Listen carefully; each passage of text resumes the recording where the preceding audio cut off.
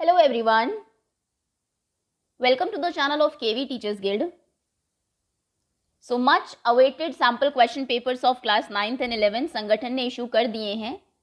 सभी subjects Hindi, English, math, science, social science के 3 sets of question papers हैं जिनको कि हम नेक्स्ट कुछ दिनों में डिस्कस करेंगे एंड कोशिश करेंगे कि सभी से एक बार गो थ्रू हो जाए. एक क्वेश्चन जो आप जनरली पूछते हैं कि क्या यही पेपर हमारे एग्जाम में भी आएगा, तो ये बिल्कुल भी ज़रूरी नहीं है. ये सिर्फ सैम्पल्स हैं. आपके क्वेश्चन पेपर का पैटर्न यही रहेगा. हो सकता है कुछ क्वेश्चंस रिपीट भी हो जाए, हो सकता है बहुत सारे क्वेश्चंस रिपीट हो जाएं, बट सेम यही पेपर होगा ऐसा बिल्कुल भी ज़रूरी नहीं है. ओके, तो इनको आप प्रैक्टिस के लिए यूज़ करेंगे एंड डेफिनेटली एग्जाम्स में काफ़ी हेल्प आपको इनसे मिलेगी. तो चलिए स्टार्ट करते हैं. सबसे पहले है क्लास 9th मैथ्स. ये कुछ बेसिक चीज़ें आपको पता है कि एग्ज़ाम इस बार आपका 40 मार्क्स का होगा. टाइमिंग है 90 मिनट्स, यानी कि 1.5 आवर्स आपको मिलेंगे कंप्लीट करने के लिए. First question is the holosphere in which the circus motorcyclist performs his stunts has a diameter of 7 metre. एक होलोस्फेयर है, अंदर से बिल्कुल खाली है, जिसमें कि सर्कस में एक मोटरसाइकिलिस्ट अपने स्टंट्स परफॉर्म कर रहा है. उसका डायमीटर आपको 7 मीटर दिया है. आपको फाइंड करना है area available to the motorcyclist for riding. कितना एरिया अवेलेबल है मोटरसाइकिलिस्ट के पास राइडिंग के लिए. अभी ये बहुत इजी है क्योंकि स्फेयर का एक ही सरफेस एरिया होता है, कोई CSA TSA का चक्कर ही नहीं है इसमें. So answer 1, surface area of sphere is 4 pi r square. 4 pi is 22/7. Radius कितना है, क्योंकि डायमीटर आपको 7 मीटर दिया है, सो रेडियस हो जाएगा 7/2 and 7/2 half of diameter. 2 2s are 4, 2 1s is 2, 7 1s is 7, 22 multiplied by 7 is 150. 4 metre square इतना area available है. सेकेंड क्वेश्चन,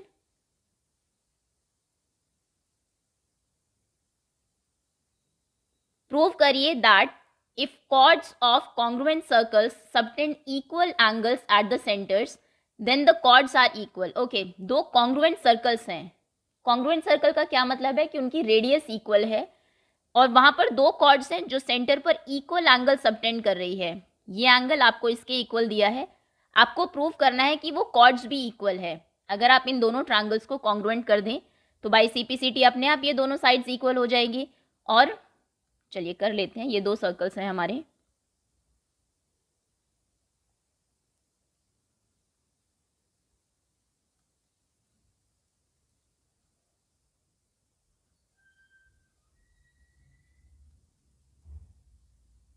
ये कॉर्ड्स हैं AB एंड PQ. ये सेंटर है O डैश या फिर कुछ X, चलिए नाम दे देते हैं सेंटर को. ये सबटेंड किया एंगल एट सेंटर. ये एंगल इसकी इक्वल है एंड जो आपकी रेडियसेस हैं वो भी इक्वल है. ओके, तो गिवन में हम क्या लिखेंगे, हमें दिया है since both the circles are congruent, क्योंकि सर्कल्स कॉन्ग्रुएंट है इसीलिए रेडियस इक्वल है, यानी कि AO इक्वल है OB के, इक्वल है PX के, इक्वल है XQ के. रेडियसेस आपस में तो इक्वल होती है सेम सर्कल की, बट यहाँ पर ये चारों ही रेडियसेस इक्वल है. टू प्रूव, अभी हमें प्रूव क्या करना है कि कॉर्ड्स भी इक्वल है, यानी कि हमें प्रूव करना है AB इक्वल है PQ के. So we have to prove that AB equals to PQ. अब प्रूफ पर आते हैं. इन ट्रायंगल AOB इस ट्रायंगल में एंड PXQ इस ट्रायंगल में, AOB एंड PXQ क्या चीज़ें इक्वल है, AO इक्वल है PX के क्योंकि ये गिवन है, या फिर आप लिख सकते हैं सिंस सर्कल्स आर कॉन्ग्रुएंट, ये इसके इक्वल है, सिमिलरली ये इसके इक्वल है, ये दोनों भी रेडियाई हैं. OB equal to XQ given लिख दीजिए या फिर लिख दीजिए radii of congruent circles. Okay, और लास्टली ये एंगल इसके इक्वल है, ये हमें दिया है कि सेम ये एंगल सबटेंड कर रही है सर्कल के ऊपर, सेंटर के ऊपर. So angle AOB equals to angle PXQ. 3 चीज़ें हमें मिल गई. Sides are equal, angle is equal, तो बाय साइड एंगल साइड दोनों ट्रायंगल्स हमारे कॉन्ग्रुएंट हो जाते हैं. So triangle AOB is congruent to triangle PXQ by side angle side. Okay, अगर सर्कल्स कॉन्ग्रुएंट, ये ट्रायंगल्स कॉन्ग्रुएंट है तो सभी साइड्स इक्वल होती है, तो बाय डिफॉल्ट ए बी जो है वो इक्वल होगी पी क्यू के by C P C T. So A B equals to P Q by corresponding parts of congruent triangles, hence proved.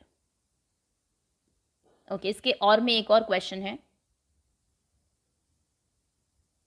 In figure angle A B C 69 degree. ये angle पूरा आपको 69 दिया है.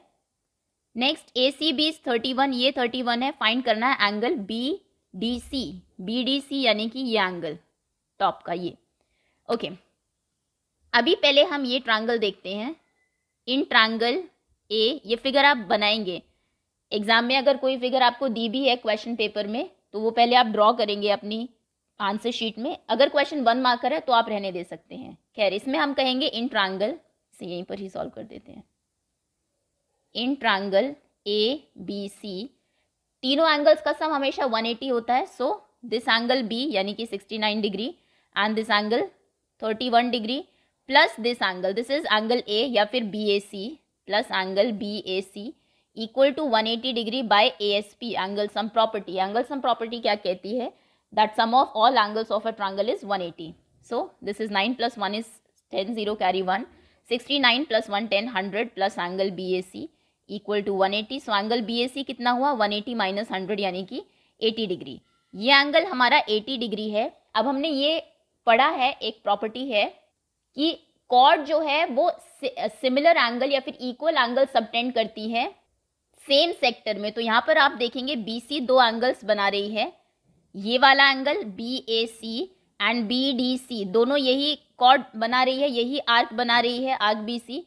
सो यहाँ पर जो ये एंगल होगा आपका एंगल ए, अगर 80 है तो एंगल डी भी 80 होगा. सो उसके बाद हम लिखेंगे angle B A C. Now angle B A C equal to angle B D C. Why? Arc subtend equal angles same segment. Okay, so angle B D C कितना होगा? ये भी इक्वल होगा 80 डिग्री के. Next, third question is diagonal A C of a parallelogram A B C D bisects angle A. ये angle ए को bisect कर रहा है यानी कि ये एंगल इसके इक्वल है. शो करिए that it bisects angle C also, कि एंगल सी भी फिर बाइसेक्ट हो रहा है. आपको ये एंगल इसके इक्वल प्रूव करना है. अभी इसके दो तरीके, या तो आप इन दोनों ट्रायंगल्स को कॉन्ग्रुएंट कर लीजिए या फिर सबसे इजी तरीका ये है, क्योंकि एक पैरेललोग्राम है यानी कि ये साइड इसके पैरेलल है, इसको ट्रांसवर्सल ले लीजिए. तो यहाँ से क्या होगा? This angle equals to this angle. ये देखिए जेड बन रहा है ऑल्टरनेट एंगल की वजह से. ये एंगल इसके इक्वल होगा. सिमिलरली यहाँ पर एक और जेड मिलेगा आपको. ये साइड भी तो ए बी पैरेलल है सी डी के. सो यहाँ से भी जेड बन रहा है यानी कि ये एंगल जो है ये इक्वल है इस एंगल के. ओके, ये इसके इक्वल है, ये इसके इक्वल है, बट सिंस ये दोनों आपस में इक्वल है सो ये भी इक्वल होंगे यानी कि एंगल सी भी हमारा बाइसेक्टेड होगा. ये ज़्यादा इजी रहेगा. तो हम कहेंगे A D is parallel to B C and A C is transversal. अगर हम इस एंगल से देखें ये दोनों पैरेलल साइड्स हैं और ये ट्रांसवर्सल है. So this angle equal to this angle यानी कि एंगल, आप इनको नाम भी दे सकते हैं जब आप खुद की फिगर ड्रॉ करेंगे. एक सेकेंड, बिकॉज यहाँ पर बहुत ज़्यादा आपको D A C is equal to A C D, फिर आप लिखेंगे B A C equal to A C D, then these two are equal, तो वो थोड़ा सा कंफ्यूज हो जाते हैं. आप तो नाम दे दीजिए. चलिए, this is 1 2 angle 3 and angle 4. तो यहाँ से क्या है? अगर ये दोनों पैरेलल है, ये ट्रांसवर्सल है, तो एंगल 1 इक्वल टू एंगल 4 है. So angle 1 equals to angle 4. Now अभी दूसरे एंगल से इसको देखते हैं. यहाँ पर डी सी पैरेलल है ए बी के एंड दिस इज ट्रांसवर्सल, तो ये जेड बन रहा है. एंगल 2 एंगल 3 के इक्वल होगा. Since A B is parallel to C D and A C फिर से वही ट्रांसवर्सल है, is transversal, so angle 2 equal to angle 3.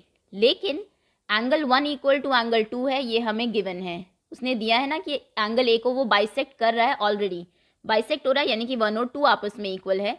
सो अगर 1 और 2 आपस में इक्वल है, 1 4 के इक्वल है, 2 3 के इक्वल है, यानी कि 3 और 4 भी इक्वल होंगे. But angle 1 is equal to angle 2, so angle 3 is also equals to angle 4, hence proved. ये तो हमें प्रूव करना था कि एंगल सी बाइसेक्ट हो रहा है, बाइसेक्ट हो रहा है यानी कि जिन दो पार्ट्स में ये डिवाइडेड है वो इक्वल है। सो 3 और 4 को इक्वल प्रूव करना था, वो हमने कर दिया। Okay, next. If x square minus x minus 42 equals to x plus k into x plus 6 then the value of k is, ये क्वाड्रेटिक इक्वेशन है, ये फैक्टराइज फॉर्म में यहाँ पर दी है, तो पहले इसका फैक्टर कर लीजिए मिडिल टर्म स्प्लिटिंग से, x square minus x minus 42। सो आपको ऐसे दो नंबर्स ढूंढने हैं जिन्हें मल्टीप्लाई करके 42 आए और माइनस करके 1 आए, क्योंकि कोई कोफिशिएंट नहीं है, सो 1 मल्टीप्लाई करे तो 42, एक दूसरे में से माइनस करे तो 1। 7 and 6, 7 6 are 42 and 7 minus 6 is 1। तो वही हम लिखेंगे एक्स स्क्वायर माइनस, क्योंकि नेगेटिव का आंसर है तो बड़ा नंबर नेगेटिव रखना होगा, यानी कि माइनस 7x रखेंगे एंड प्लस 6x माइनस 42। देखिए मिडिल टर्म को स्प्लिट किया है, माइनस 7 प्लस 6 माइनस 1x ही होगा। अभी यहाँ से कॉमन लेते हैं, x कॉमन आएगा, x माइनस 7, यहाँ से 6 कॉमन होगा plus 6, so x and 7 6 are 42, x minus 7, so x minus 7 into x plus 6। ये इसके फैक्टर्स हैं। इसने कहा था ये इक्वल है, now x minus 6 into x plus 6 ये गिवन है हमें, इक्वल है x plus k into x plus 6 के। अभी टर्म्स इक्वेट करते हैं, x प्लस 6 एक्स प्लस 6, यहाँ पर है x माइनस 7, यहाँ पर है x प्लस के, यानी कि k की क्या वैल्यू रही होगी, so k should be equals to minus 7। Done. Next, find the value of x plus Y plus Z if x square plus Y square plus Z square 18 है, X Y plus Y Z plus Z X 9 है। अभी इसमें formula लगाएंगे X plus Y plus Z का whole square का, क्योंकि उसमें squares भी यूज हो जाएंगे, X Y Y Z and Z x भी। So x plus Y plus Z whole square equal क्या होता है, x square plus Y square plus Z square plus 2xy plus 2yz plus 2zx। Okay, इसकी value कितनी दी है आपको, x square plus Y square plus Z square कितना है 18, सो इसकी जगह हम 18 रख सकते हैं, प्लस आपको वैल्यू गिवन है X Y Y Z Z X, हमारे फॉर्मूला में आ रहा है 2xy 2yz 2zx, तो कोई प्रॉब्लम नहीं है, 2 यहाँ से कॉमन ले लेते हैं, ब्रैकेट में बचेगा X Y plus Y Z plus Z X, वही जिसकी आपको वैल्यू दी है, यानी कि 18 प्लस 2 इंटू इसकी वैल्यू कितनी है 9, 2 इंटू 9, सो 9 2 जार 18, 18 प्लस 18 इज 36, यानी कि x plus Y plus Z whole square equals to 36 है, z square equals to 36। Value किसकी फाइंड करनी थी हमें, x plus Y plus Z की, so x plus Y plus Z कितना होगा, स्क्वायर उधर जाएगा तो रूट बन जाएगा, रूट 36 यानी कि 6। Okay, next,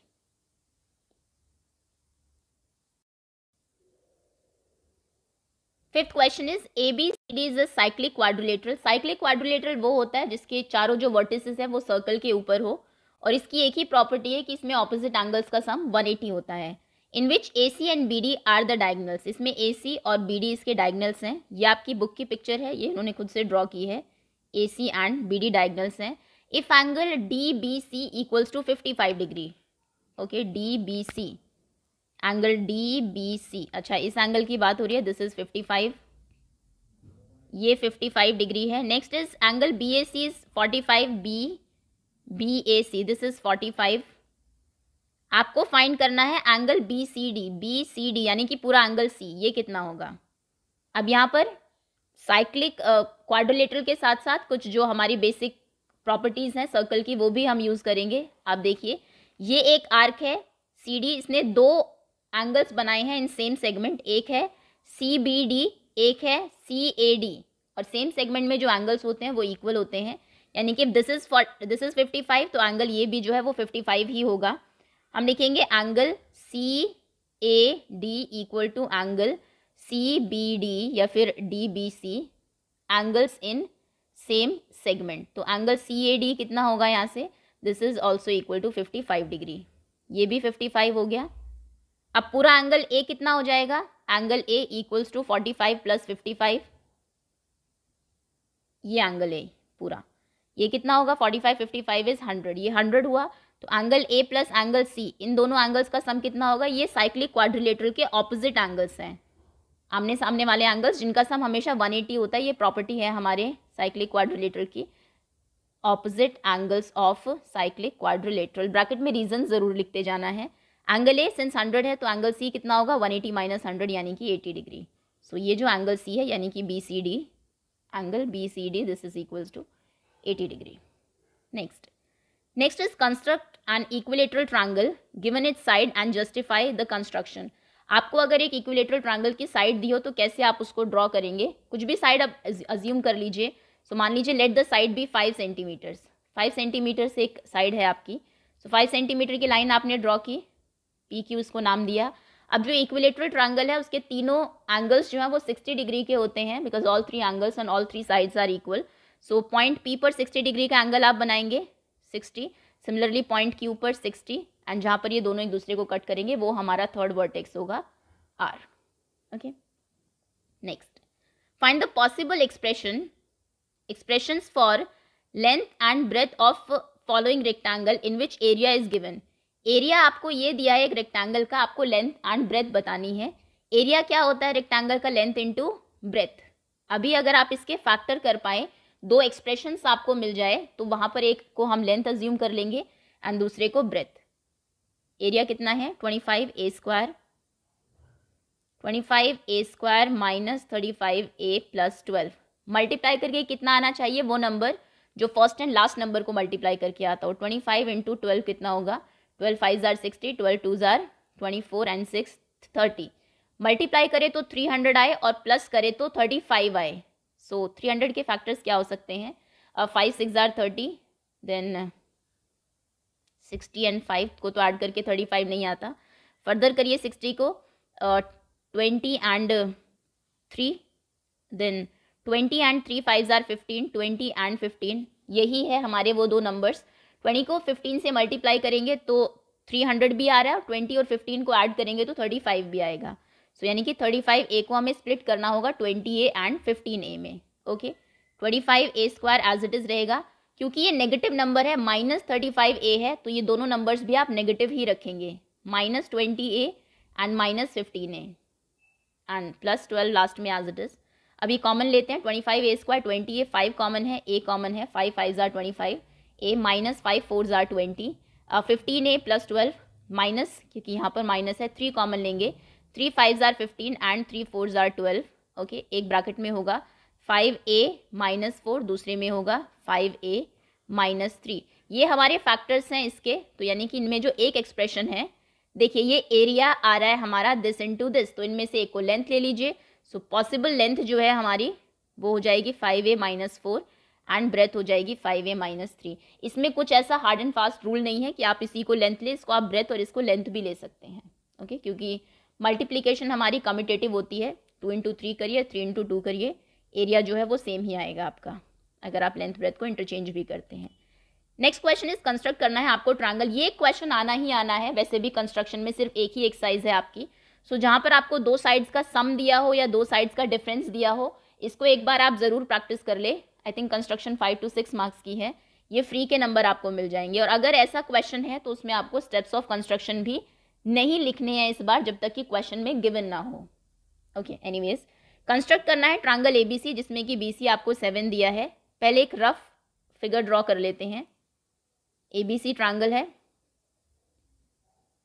ABC, BC 7, angle B 75 and बाकी ये जो दोनों साइड्स हैं इनका सम आपको दिया है 13 सेंटीमीटर्स। बता देते हैं आपको, बट उतनी एक्यूरेसी ऑब्वियसली नहीं आएगी यहाँ पर। सबसे पहले हम BC ड्रॉ करेंगे 7 सेंटीमीटर्स की स्केल से।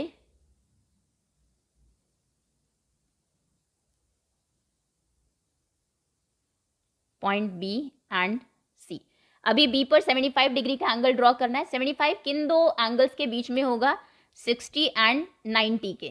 तो पहले 90 ड्रॉ करेंगे, 60 तो हमारा फर्स्ट स्टेप में हमें मिल जाता है। एक आर्क आपने यहाँ पर लगाई,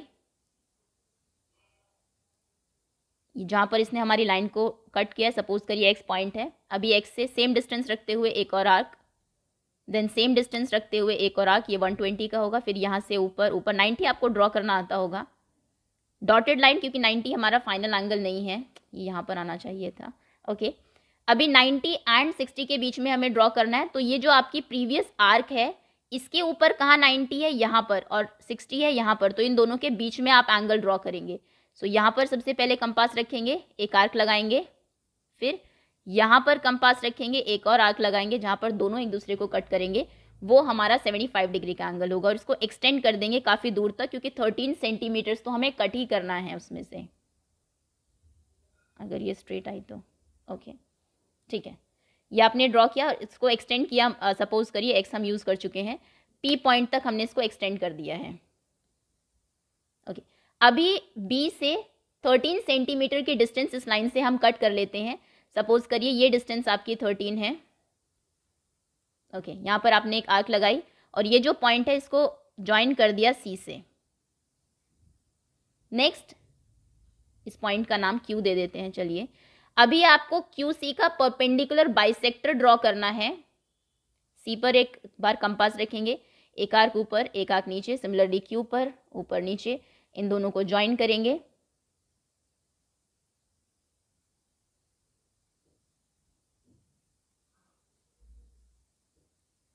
ओके, जहां पर ये आपका परपेंडिकुलर बाइसेक्टर वाली लाइन हमारी इस लाइन को कट करती है, पी बी को, वो हमारा थर्ड पॉइंट होगा ए पॉइंट। अभी इसको सी से ज्वाइन करेंगे एंड ए बी सी हमारा रिक्वायर्ड ट्रायंगल है। ओके, चलिए नेक्स्ट इसी के और में क्वेश्चन है, कंस्ट्रक्ट करिए triangle P Q R. P Q R, जहां पर क्यू आर आपको 6 सेंटीमीटर दिया है, एंगल क्यू 60 है, and P R minus P Q 2 centimeters का, इन दोनों का डिफरेंस आपको दिया है। सबसे पहले क्यू आर 6 सेंटीमीटर्स ड्रॉ की हमने एक लाइन, ये 6 सेंटीमीटर की लाइन है Q R. Okay, angle Q पर एंगल बनाना है 60 डिग्री का, सो आर्क एंड सेम डिस्टेंस रखते हुए यहाँ से एक और आर्क, इसको एक्सटेंड कर देना है। और ये भी काफ़ी ऊपर तक करना होगा, बिकॉज परपेंडिकुलर बाइसेक्टर काफ़ी दूर जाके कट करता है हमारी लाइन को। ओके, अभी यहाँ से डिफरेंस कितना है हमारा, 2 सेंटीमीटर्स का। सो 2 सेंटीमीटर डिस्टेंस पर एक आर्क लगेगी आपकी, ये मान लीजिए 2 सेंटीमीटर है, ये पॉइंट एक्स होगा, इसको ज्वाइन करते हैं आर से। अभी आपको एक्स आर का परपेंडिकुलर बाइसेक्टर ड्रॉ करना है। एक्स पर कंपास रखेंगे, एक आर्क ऊपर एक नीचे, यहाँ पर रखेंगे ऊपर नीचे, ये लाइन आप ज्वाइन करेंगे जहाँ पर ये हमारी प्रीवियस जो एक्सटेंडेड लाइन है उसे कट करेगी, वही हमारा थर्ड पॉइंट होगा, पॉइंट पी। ओके, ये है पॉइंट पी, इसको आर से ज्वाइन करेंगे and P Q R required triangle है। चलिए, okay next 9th question is use the factor theorem to determine whether g of x is a factor of p of x in each of the following case। क्या g of x p of x का एक factor है? g of x क्या है हमारा, x plus 2। तो जब भी हमें चेक करना हो फैक्टर है, इसका मतलब रिमाइंडर 0 होगा। अगर हम कहते हैं कि 4 इज अ फैक्टर ऑफ 12, तो इसका क्या मतलब है कि जब आप 12 को डिवाइड करेंगे 4 से, रिमाइंडर कुछ नहीं बचना चाहिए। 5 सिंस 12 का फैक्टर नहीं है तो उसमें कुछ ना कुछ रिमाइंडर आपका बचेगा। ओके, तो अगर ये इसका फैक्टर होगा तो रिमाइंडर 0 बचेगा, अगर फैक्टर नहीं होगा तो कोई भी नंबर या कुछ भी वैल्यू आपकी आ सकती है। हमें सिर्फ रिमाइंडर चेक करना है, उसके लिए हम क्या करते हैं, हमारे पास रिमाइंडर थ्योरम है। x प्लस 2 से आपको डिवाइड करना है, सो x प्लस 2 को 0 रखा, x की वैल्यू फाइंड की -2। अब ये वैल्यू सब्सटीट्यूट करनी है आपको p ऑफ x में। p ऑफ x कितना है, x cube minus 3x square plus 3x square plus 3x plus 1। p of -2 हम फाइंड करेंगे क्योंकि x की वैल्यू हमें यहाँ से मिल गई है, सो -2 cube plus 3 into -2 square plus 3 into -2 plus 1। सो 2 2 जार 4 2 जार 8, -8 नेगेटिव नंबर का क्यूब हमेशा नेगेटिव होता है, स्क्वायर पॉजिटिव होता है। -2 का स्क्वायर प्लस 4 होगा, 4 3 jar 12, so plus 12, and 3 2 jar 6 plus minus is -6 and plus 1। Okay, negative है -8 and -6, this is -14 and 12 plus 1 is 13. So the answer is -1. So since remainder is -1, remainder is not 0. So g of x is not a factor of p of x. ये इसका factor नहीं है क्योंकि कुछ reminder बच रहा है। आगे आते हैं। 10th question is a hemispherical dome of a building needs to be painted, एक हेमिस्फेरिकल डोम है इस तरीके का, उस पर आपको पेंट करना है. If the circumference of the base of the dome is 17.6 meter, base का सर्कमफेरेंस आपको दिया है. अभी अगर आप हेमिस्फेयर को देखें उसका बेस के शेप में होता है, ये होता है सर्कुलर, यानी कि सर्कल का सर्कमफेरेंस है. सर्कमफेरेंस क्या होती है 2πr, तो 2πr आपको गिवन है. पहले तो आप r फाइंड करेंगे यहाँ से. आपको कॉस्ट ऑफ पेंटिंग बतानी है. Given the cost of painting 5 पर, ओके 3 मार्क का क्वेश्चन है, बट काफ़ी सारी चीज़ें आपको इसमें फाइंड करनी होगी. कॉस्ट पर तो बाद में आते हैं, पहले तो हमें एरिया निकालना है ऑब्वियसली. और अगर आपको पेंट करना है डोम यानी कि छत जो आपकी हेमिस्फेरिकल शेप में होती है, उसकी आप CSA पर ही पेंट करेंगे. CSA होता है 2πr², लेकिन पहले r फाइंड करना होगा हमें. ओके तो चलिए, सर्कमफेरेंस गिवन है, this is answer number 10. Circumference equals to 17.6. Circumference क्या होती है 2πr, this is equals to 17.6. तो r कितना होगा 17.6 बाय वैल्यू रख देते हैं क्योंकि रेडियस 2 बार यूज होगी. So 2 × 22/7 into r equal to 17.6, r equal to 17.6 into 7/22 into 2, 2 8 जार 16, 0.8 जार 16, 22.4, 7 4 जार 28, 2.8 मीटर ये रेडियस है हमारी. अभी एरिया निकालते हैं टू बी पेंटेड. CSA पर पेंट करेंगे. CSA होता है 2πr². हेमिस्फेयर का TSA होता है 3πr². Okay so 22/7 is radius, sorry pi, radius is 2.8 and 2.8. 7 4 jar 28.4, 22 2 jar 44 into 2.8 into 4, this is 4 8 jar 32, 3 carry होगा, 4 2 जार 8, 8 + 3 9 10 11. एक डेसिमल के बाद एक नंबर यहाँ है, एक यहाँ है. सो आंसर में डेसिमल के बाद 2 नंबर्स होंगे 1.12. अभी इन्हें मल्टीप्लाई करेंगे. 44 2 जार 88, 8 होगा कैरी. 44 1 इज 44 प्लस 8 इज 52, 5 होगा carry. 44 1 is 44 plus 5 is 51. So the answer is 49. This is decimal कहाँ पर लगेगा, डेसिमल के बाद 2 पॉइंट्स यहाँ है, तो यहाँ पर 49.28 मीटर स्क्वायर ये हमारा एरिया है जो हमें पेंट करना है. अभी कॉस्ट हमें फाइंड करनी है. कॉस्ट देखिए, रेट क्या है पेंटिंग का, cost of painting. If cost of painting is ₹5 पर 100 सेंटीमीटर स्क्वायर. 100 सेंटीमीटर स्क्वायर पर पेंट करने का कॉस्ट है ₹5, तो 1 सेंटीमीटर स्क्वायर पर कितना होगा, सेंटीमीटर के अकॉर्डिंग दिया, एरिया है हमारा मीटर्स में. तो अभी या तो आपको इसको सेंटीमीटर स्क्वायर में चेंज करना होगा या फिर यहाँ पर 1 मीटर स्क्वायर की कॉस्ट फाइंड कर लीजिए. 1 मीटर स्क्वायर यानी कि कितने सेंटीमीटर्स, 100 × 100 सेंटीमीटर स्क्वायर. देखिए 1 मीटर स्क्वायर की कॉस्ट हमें फाइंड करनी है. 1 मीटर स्क्वायर, 1 मीटर में 100 सेंटीमीटर्स होते हैं क्योंकि यहाँ पर मीटर स्क्वायर है. सो हम लोग 2 बार मल्टीप्लाई करेंगे 100 × 100 सेंटीमीटर स्क्वायर. सो 100 सेंटीमीटर स्क्वायर की कॉस्ट 5 है. सो 100 × 100 यानी कि 1 मीटर स्क्वायर की कॉस्ट कितनी होगी, 5 × 100 विच मीन्स ₹500. 500 रुपीज़ कॉस्ट है 1 मीटर स्क्वायर की. हमारा एरिया कितना है 49.28 meter square. So cost of painting 49.28 meter square is equals to 49.28 into 500. 2 0 तो ये डेसिमल ही ले जाएगा. सो 5 8 जार 44 कैरी, 5 2 जार 10 प्लस 4 14 कैरी 1, 5 9 जार 45 प्लस 1 इज 46, 4 जार 20 plus 4 is 24. So the answer is 24640 यानी कि 24,640. ये डबल ज़ीरो हटा दीजिए यहाँ से क्योंकि डेसिमल के बाद 2 नंबर्स भी हैं. सो इतने रुपीज़ हमारी कॉस्ट होगी. क्लियर है, यहाँ तक तो क्लियर होगा कि हमने रेडियस फाइंड की, उसके बाद एरिया सिंस 2πr² होता है, सिर्फ r की वैल्यू पुट की है. यहाँ पर क्या हुआ है, आपको रेट दिया है 100 सेंटीमीटर स्क्वायर का और एरिया है हमारा मीटर स्क्वायर में. तो या तो यहाँ से आप 1 सेंटीमीटर स्क्वायर फाइंड कर लीजिए, फिर इस एरिया को सेंटीमीटर स्क्वायर में चेंज कर लीजिए. सेंटीमीटर स्क्वायर में चेंज करने के लिए क्या करना होता है, 2 बार 100 से मल्टीप्लाई करना है क्योंकि मीटर 1 मीटर में 100 सेंटीमीटर्स होते हैं, यहाँ पर मीटर स्क्वायर है. तो वो कर लीजिए, वो उससे भी आंसर यही होगा. ओके नेक्स्ट आगे है सेक्शन सी. फैक्टराइज करना है 2x² + y² + 8z² + 2√2xy 4√2yz and 8xz। देखने से पता लग रहा है कि ये ए स्क्वायर बी स्क्वायर सी स्क्वायर 2ab 2bc 2ac का फॉर्मूला है, बट पहले स्क्वायर्स देखने होंगे कि ABC कितने हैं। आंसर नंबर 1 क्वेश्चन है 2x square plus Y square plus 8z square minus 2√2xy plus 4√2yz minus 8xz। Okay, पहले ए स्क्वायर यानी कि देखिए √2x स्क्वायर किसका स्क्वायर होगा, ये होगा √2x का whole square, y square y का ही होगा सिर्फ, प्लस 8z स्क्वायर 8 यानी कि √8z का होल स्क्वायर हो जाएगा, क्योंकि 8 किसी का परफेक्ट स्क्वायर नहीं होता। अगर आपको कहा जाए 25 किसका स्क्वायर है, 5 का। अगर कहा जाए 5 किसका स्क्वायर है, सो 5 √5 का स्क्वायर है।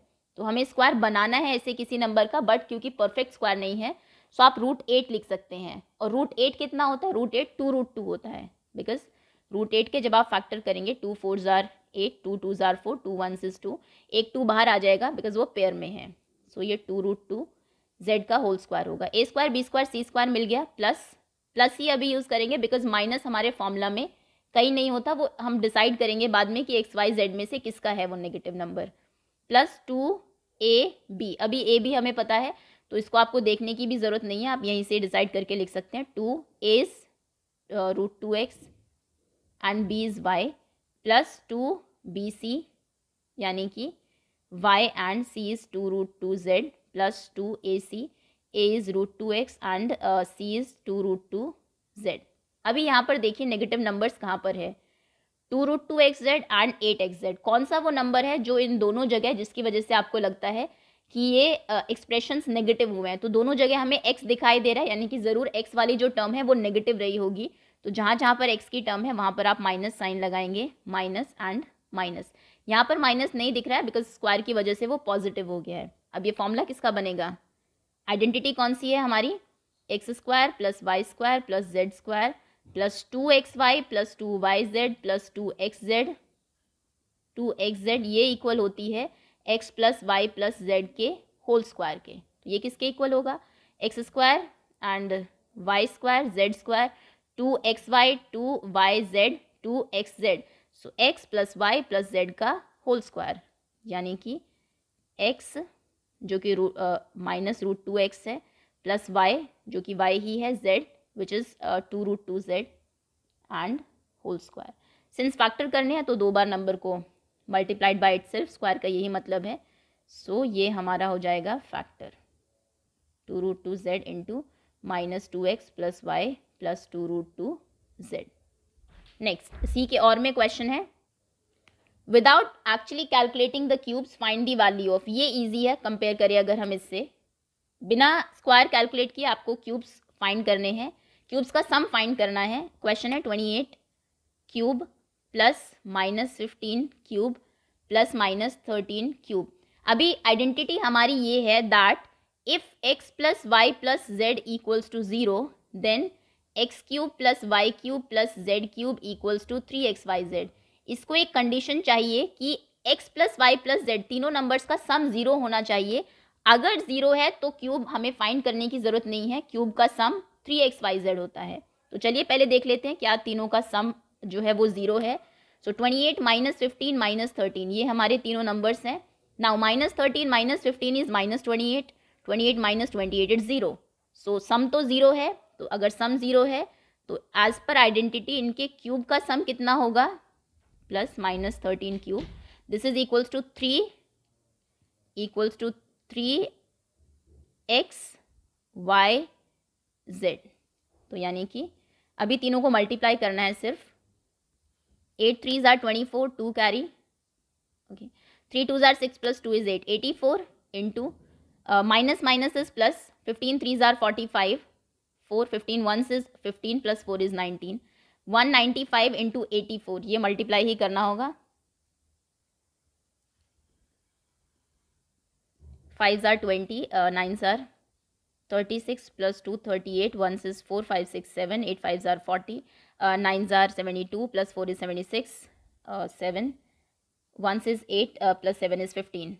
So the answer is 0 8 7 6 13 3 1 and 5 1 6 and 1. 16,380, 16,380। देखिए हमने कहीं भी क्यूब्स कैलकुलेट नहीं किए हैं और इनके क्यूब का सम भी हमें मिल गया। Okay next 12th question, in a parallelogram ABCD E and F are the mid points of side. NCERT का ही क्वेश्चन है। E इसका मिड पॉइंट है, F इसका मिड पॉइंट है of sides AB and CD respectively. Show करिए line segment AF and EC trisect the diagonal BD। Trisect कर रही है यानी कि 3 इक्वल पार्ट्स में डिवाइड कर रही है डायगोनल BD को, यानी कि ये पार्ट इक्वल है इस पार्ट के, इक्वल है इस पार्ट के, तीनों पार्ट्स आपको इक्वल प्रूव करने हैं। इसके लिए होता क्या है, पहले हम ये ट्रायंगल लेंगे, ट्रायंगल DAB पहले समझ लेते हैं फिर लिखते हैं। इस ट्रायंगल में E यहाँ पर मिड पॉइंट है, ये गिवन है, उसने कहा है E and F mid points हैं साइड AB एंड DC के। E मिड पॉइंट है and this side is parallel to this side, sorry ये वाला नहीं लेना है, ट्रायंगल ये लेना है क्योंकि एक साइड पैरेलल भी चाहिए होगी ना, कन्वर्स अगर हमें करना है MPT का। Okay so E mid point भी है इसका and this side is parallel to this side. उसने कहा है ऑलरेडी कि ये दोनों साइड्स आपस में पैरेलल है। AF is parallel to EC, तो अगर AF पैरेलल है EC के, AP भी पैरेलल होगी EQ के, वो उसी साइड्स का पार्ट है। एक पॉइंट मिड पॉइंट है, अगर किसी ट्रायंगल में ये मिड पॉइंट भी है, ये इसके पैरेलल भी है, तो दूसरा पॉइंट भी मिड पॉइंट होता है। ये कन्वर्स थ्योरम है ऑफ MPT। तो यहाँ से क्या होगा, Q मिड पॉइंट हो जाएगा हमारा PB का। तो हम क्या कहेंगे, सिंस ये मिड पॉइंट है तो ये साइड इसके इक्वल हो गई। चलिए अभी दूसरे ट्रायंगल पर आते हैं। अभी हम लेंगे ये ट्रायंगल। इस ट्रायंगल में F मिड पॉइंट है and FP is parallel to CQ, तो ये PB मिड पॉइंट हो जाएगा, P मिड पॉइंट होगा, तो यानी कि ये साइड इसके इक्वल होगी। ये इसके भी इक्वल है, ये इसके भी इक्वल है, which means all 3 are equal. तो ये अपने आप ट्राइसेक्शन के रूल में आ जाएगा, ट्राइसेक्ट होगा। ओके लिखते हैं अभी, पहले तो फिगर ही आप ड्रॉ करेंगे। ओके सबसे पहले गिवन क्या है, दिया है हमें that E is mid point of AB and F is mid point of DC plus AF is parallel to EC, क्योंकि ये इसके पैरेलल, ये बहुत काम का है, इसमें भी हम इसे यूज़ करेंगे और इस ट्रायंगल में भी इस चीज़ को यूज़ करेंगे। अभी टू प्रूव हमें क्या करना है, that DP equal to PQ equal to QB। DP this is equals to this is equals to this. Proof पर आते हैं। सबसे पहले लेंगे ट्रायंगल, बहुत ध्यान से लेना है, इन ट्रायंगल APB या फिर ABP, इस ट्रायंगल को हम पहले देख रहे हैं। इन ट्रायंगल APB क्या चीज़ें हैं यहाँ इस ट्रायंगल में, E is mid point of side, mid point of AB and AP is parallel to EQ। अगर इसको आप एक्सप्लेन करना चाहे, थोड़ा सा डिपेंड करता है कितने मार्क का क्वेश्चन है, ये इसके पैरेलल क्यों है, वैसे तो हमें पता है सिंस पूरी साइड पैरेलल है सो उसका पार्ट भी पैरेलल होगा, सो लिख के भी छोड़ सकते हैं। अगर आप एक्सप्लेन करना चाहे तो ब्रैकेट में कट भी सकते हैं, because AF was parallel to EC, this is given, so these two sides are parts of the parallel lines, तो वो भी पैरेलल होंगे। एनीवेज सो मिड पॉइंट भी है, लाइन्स पैरेलल भी है, सो एज पर कन्वर्स ऑफ MPT के कन्वर्स के अकॉर्डिंग जो Q है ये भी मिड पॉइंट होगा of this side. Q is also mid point of PB। ये PB का मिड पॉइंट अगर है तो क्या होगा, PQ पैरेलल होगा QB के।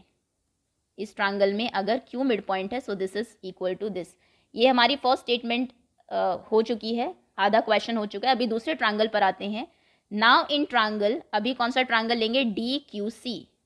इन ट्रायंगल DQC, इसमें क्या है, F मिड पॉइंट है ऑफ CD, ये मिड पॉइंट है एंड इस साइड का, and this is parallel to this, तो P भी मिड पॉइंट हो जाएगा of the other side and FP is parallel to CQ, so as पर converse of MPT P is also mid point of DQ। अगर P mid point है तो DP equal किसके होगा, PQ के। ये सेकेंड इक्वेशन है। Now from first and second, equation 1 and equation 2, इन दोनों में PQ QB के भी इक्वल है एंड PQ DP के भी इक्वल है, सो PQ equal QB equal DP। हम तीनों को एक साथ लिख देंगे, so DP is equals to PQ which was also equals to QB, hence proof. ये हो गया हमारा trisect proof. Okay next 13th question is, 4 friends Rahul, Arjun, Ajay and Vijay went for a picnic at a hill station. ये चारों दोस्त picnic के लिए गए एक हिल स्टेशन पर. They decided to make a conical tent at a park. इन्होंने सोचा एक पार्क में एक conical tent लगाएंगे. Now they were carrying 200 meter square cloth with them. कितना कपड़ा है उनके पास, वो उसका एरिया आपको दिया है. They made a conical tent with height 8. Height 8 है इनके कोनिकल टेंट की, डायमीटर 12 यानी कि रेडियस 6 है. The remaining cloth was used for floor. बाकी जो कपड़ा बच जाएगा आफ्टर टेंट उसको वो फ्लोर पर यूज करेंगे. वॉल्यूम बताइए कितना है एयर का टेंट में, and find the cloth left after for floor after making the tent. Tent के बाद कितना जो कैनवस है, कितना जो क्लोथ है वो बचेगा उनके पास. ओके, सबसे पहले वॉल्यूम फाइंड कर लेते हैं, क्योंकि उसके लिए हमें स्लैंट हाइट चाहिए होगी एरिया के लिए. वॉल्यूम में ऐसा कुछ है नहीं, पहले तो फिगर ही ड्रॉ करेंगे हम. सो सपोज करिए ये वो कॉनिकल टेंट है. हाइट दी है, हाइट है 8 meter and radius is 6 meter. Okay, volume, volume क्या होता है कोन का, 1/3 पाई आर स्क्वायर एच. 1/3 होता है ऑफ क्या है ये figure, cylinder. 1/3 pi is 22/7, radius is 6. I think 3.14 use कर लेना चाहिए बिकॉज 7 कैंसिल नहीं होगा. नहीं बोला है. Okay, height is 8. 3 2s are 6. Fraction में छोड़ देते हैं, कोई ऐसी प्रॉब्लम नहीं है, क्योंकि 7 से वो कंप्लीट जाएगा ही नहीं, नॉन टर्मिनेटिंग नॉन रिपीटिंग होगा. This is 22 2s are 44 and 6 8s are 48. अभी मल्टीप्लाई करेंगे. 48 4s are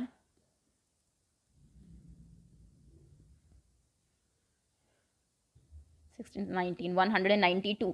So 48 4s are 192. 19 carry हुआ, again 192. This is 9 plus 2 11, 10 11 and 2.